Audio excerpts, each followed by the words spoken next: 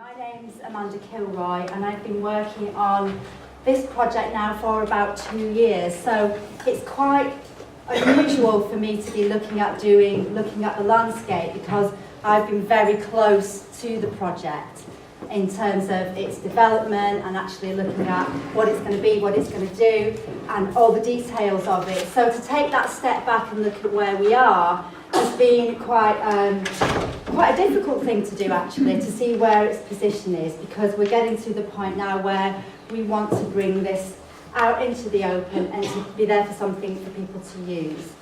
So over the last couple of weeks I've been very immersed in that and very much looking at, what is the big picture, what are the things we need to be connecting this to.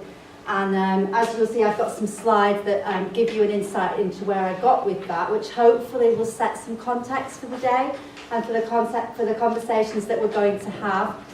But it was interesting because earlier this week I went to a strategic meeting, which I had a very clear set of ideas about what I was there to do. And I met a colleague there that I've not met before, who was from a neighbouring CVS. He was there representing a group of CVSs from a whole other county.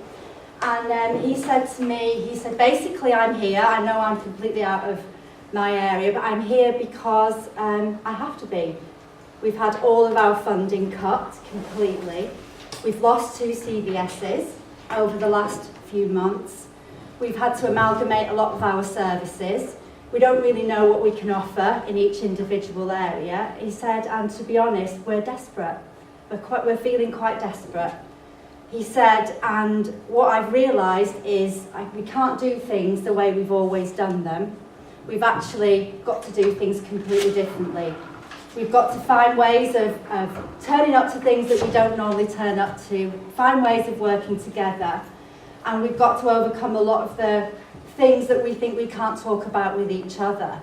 And it was just a bit of a stop moment for me, and a bit of a pause, because we've engaged in quite a difficult process of trying to figure out what it is that we're trying to do.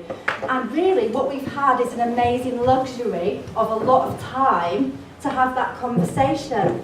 And I just feel now that that is an enormous luxury, and it's a luxury that's running out. We don't have a lot of time. We do have to make some difficult decisions, and there are other people, colleagues that are in the same position, certainly as us at CVS, who don't have that same luxury, who are not in that position anymore.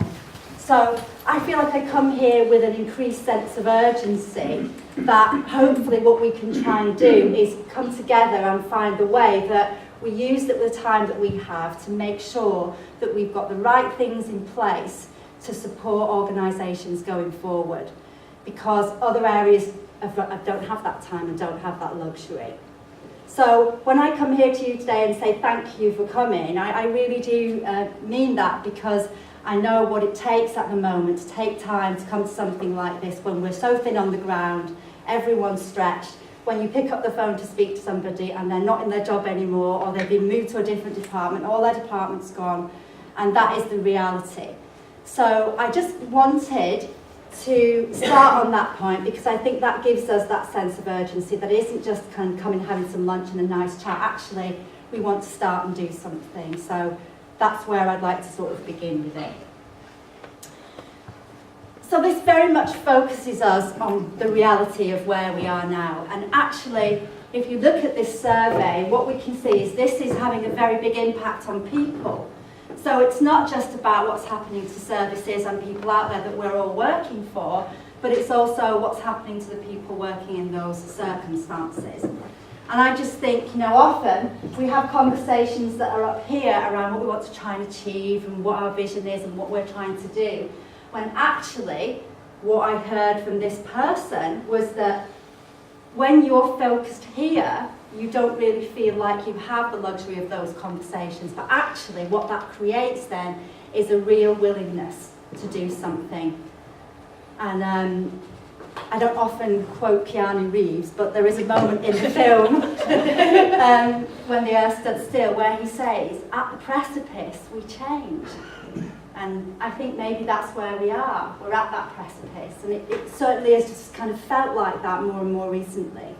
And every time we get a phone call now, it's about people that we never thought would be on the end of the phone saying, can you help us with this? We've got to make enormous cuts. We don't know how we're going to do this without cutting services. Can you help us look at our volunteering? Because we think we're going to have to replace or do something with volunteering in order to keep things going. And this is from organisations that, again, we never would have expected to be having that conversation. So I think it's a very real place, and I think this is about people and not just looking at processes and looking at strategy. Having said that, we do have to look at the big picture. So there are some key imperatives that keep us focused. If we look at just a smattering of the stats, moving up to 2025, looking at the cost of ageing, looking at what the population is going to be. In Devon, this is a very big focusing point for us, because as we look at how do we address the ageing issue, we're the ones who actually have to design the way forward, because we have the greatest ageing population. And so this is a real issue for us, looking at that. Thinking about the budgets, thinking about climate change and the environmental issues. Again, if you look at what people care about in Devon, it's about their environment, it's about their green spaces. And that has to be balanced with the reality of where people are going to be at. So these are complex challenges that don't necessarily respond to us working in the same ways. We have to find different ways of doing that. How we reacted typically, we all know about budget cuts, and this has been described as a blunt instrument to do something that actually requires probably a bit more finesse. Doing more of the same with less money actually means less for less. So what we're talking about, and what I've heard so many times and seen on so many slogans of different events that are being held, is we have to do things differently. The thing is, how do you do things differently? Where do you start with that? So for me, my background is in nursing originally, and then I moved into teaching and research, really about trying to find better ways of figuring out how I could just help people. And that's not necessarily because I'm just altruistic, it's because the job that I was doing, what I realised was, in nursing, if people don't start helping themselves, there isn't going to be enough resource there to actually meet the needs. There's got to be much more of a self-care philosophy. So one of the things that's always been helpful to me is an evidence-based model, a way of working where I can bring in those different elements of who I am. So it's looking at what you care about as a person, it's looking at your professional expertise, and looking at the evidence that's there to drive you in what you're doing. And I think standing on that platform, looking at your local context, then allows you to take that sort of very open position. Whereas in my different roles, often if I'm working as a researcher, I'm in the university, I'm working from evidence, and I feel very far away from patients, from people. When I'm working as a practitioner, if I'm working as a nurse, I felt I couldn't change anything. I felt a victim to the system. So it's about how you can bring those things together and how we represent all of that. And that's part of the imperative. So how do we do things differently? It's something about shared responsibility, I think. And it's on no one person or no one organisation or group to kind of hold that responsibility. It's something that we do ourselves. It's something that we buy into. I've chosen a female football star here, again, as a way of seeing someone who does something differently. And what she says is you can't ask every player to do the same thing. That's why we have people that are good at different things. And again, it's the same with sectors. Each sector, each individual in that sector brings something different to it. But you have to look at it as a whole. You have to see what the whole team is trying to achieve. So we have to thought this is about new thinking, and it's about where is that new thinking going to come from? Is it going to be new thinking balloons that drop down on us? And it isn't. Actually, with a lot of this, it's hard work. And it's a matter of sitting around tables, talking about things you don't agree on, working things out, but turning up and doing that anyway. And really combining all the things that we're good at and all that passion we've got to see things succeed is finding ways of really distilling that into something that we can use. And this is very much the process that we've gone through with Devon Live. It's not perfect by any means, but I think what we've tried to do is keep the conversation going, bring tools through then that can be part of facilitating that process as it goes forward. But it does need other actors. It does need other people now to be part of that as it moves forward. So how do we encourage collaboration? Well, I've looked a lot at what was going on out there. Nesta have done some really interesting work that's been commissioned around the country, but also in Devon with their lab as well, centrally. And that's looking at thinking about social innovation zones. I think as a concept that's really good because it allows us to think about that integrated response, how we design that.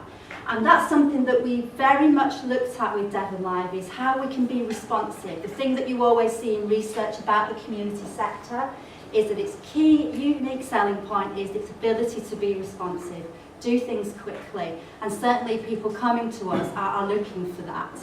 So combining all those different skills that we've got in the room today and looking at designing the mechanisms that enables the innovations that we come up with to be used.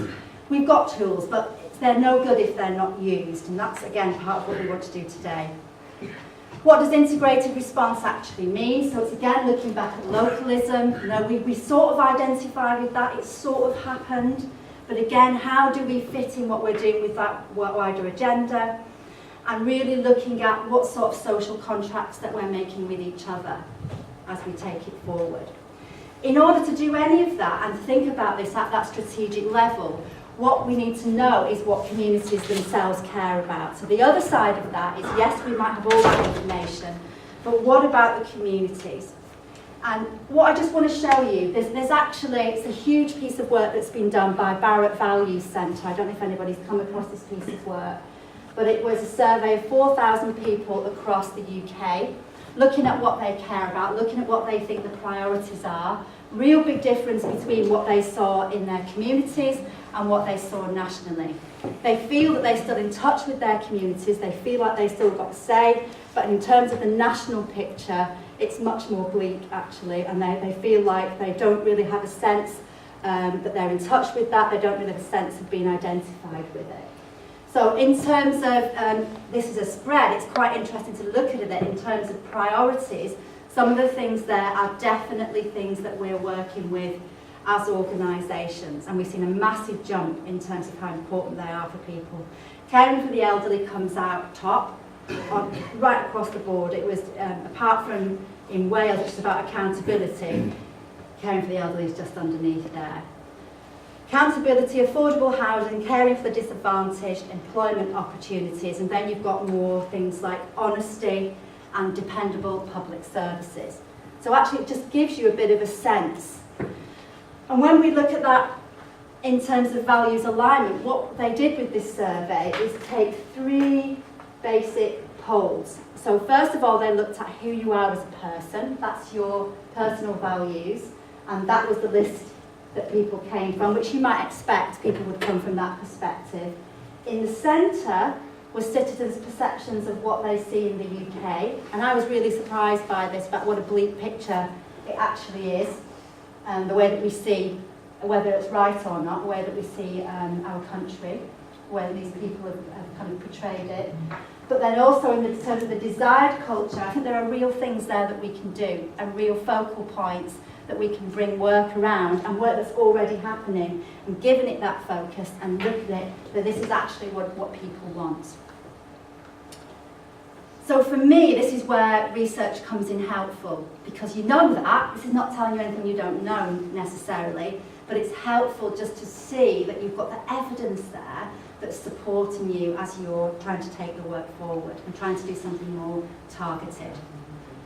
So how do we respond about what people care about differently? What is this difference? Looking across the research, there were some key things. Whole system approach, looking at what everyone's doing this year, everyone fits into that. Working collaboratively, not being passive, being co-productive. Co-productive is a big word around at the moment that kind of it's more about the feeling and about what that means. Enabling and empowering resilience, so building on the assets that are already there in communities. Building commitment through the co-design process, so as we work together we become more committed. Mutual readjustment, so everyone's going to get what they want from this. You have to compromise, you have to find ways where you're looking at the solution and not just your own personal outcome. And about bringing resources and assets together, even if that is just ideas and inspiration in the beginning in terms of taking that forward. So from that more can come, but those were the key things in terms of starting to take it forward. There are some really key studies going on at the moment. I don't know if any of you have seen the AHRC Connected Communities programme. A lot of investment has gone into this. It's running over Cardiff, Bristol, and I think Birmingham did the original review. But they were looking at how best providers redefine their roles in order to unlock the capacity within their communities. And that seems to be key. How do we unlock the capacity that's already there? This isn't just about benevolent services going in, offering a package of something to put a salve on what's broken. It's about unlocking people's capacity to do this for themselves. Back to what I was thinking about when I was nursing. And I saw that even then, that it had to be about a self-care thing. And I'm sure everyone in their own way has kind of come across that. The short answer to that people are saying is it's about co-production. It's about how we come together, design it together, look at what is the best of what we're doing and build on that. And that might not be what we are doing right now, it might be what somebody in this room is doing right now. But we have to get that on the table, we have to talk about that. The study also talks about efficiencies because yes, you need to look at the system redesign, but also you need to think about efficiencies. And the push there, the way that the information is actually looking at projects that work, where it works, you see pooled whole place budgets, whole place approaches, so that everyone is thinking about what the place needs, what the populace needs, rather again than the siloed individual areas. Looking at professional skills, leveraging the value of the skills that are there, and also looking at what they call experiential experience. What do you do in practice? What have you seen that's worked? What is real, what's tangible, what's practical? How can we build on that? And then finally, how do we sustain this? So what's really come forward from the research is that it's about unlocking the value of the system itself. And hopefully that's what I kind of want to leave it with today. From going back to the person who's in a desperate situation, just in the next county, and realising that we're in a position, a very lucky position, of having time to design our response to this, to do something together so we are prepared. How do we then unlock the value that's in the room and in the wider system of people that we represent who couldn't be here for whatever reason? And basically what's come out is this idea of having an exemplary practice, whether that's in services or personal practice. It's about an entrepreneurial way of working, broader commitment to social change. Social change becomes the focus. It's less about you as an individual.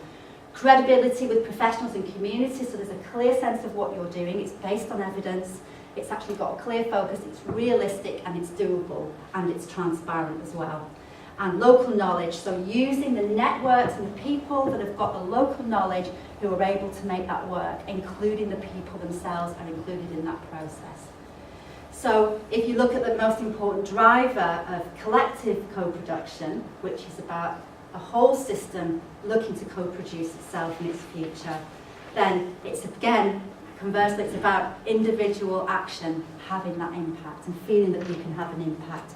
So being part of the whole movement going forward, but feeling that you have got a place in that you can make a contribution.